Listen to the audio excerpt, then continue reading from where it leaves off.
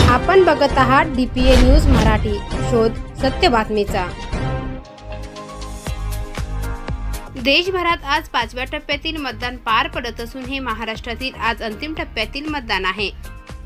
महाराष्ट्रातील एकूण 13 जागांवर मतदान होत असून यात नाशिक शहराचाही समावेश आहे। मतदारांनी आपल्या मतदानाचा हक्क बजवावा असे वारंवार प्रशासनाद्वारे सांगितले जात आहे आणि यातच द्वारका काठे गल्लीतील रवींद्र हायस्कूल शाळेत व्हील चेअरवर बसून पाथर्डी फाटा येथून मतदानासाठी आलेल्या शोभा भिकाजी जाधव ह्या वृद्ध महिलेने मतदानाचा हक्क बजावून लोकांना आपल्या कर्तव्याची जाणीव करून दिली आहे। DPA न्यूजसाठी प्रतिनिधी पोपटराव देवरे। ताज्या घडामोडी व अपडेट जाणून घेण्यासाठी आताच DPA न्यूज चॅनलला सबस्क्राइब करा आणि बेल आयकॉन क्लिक करायला विसरू नका।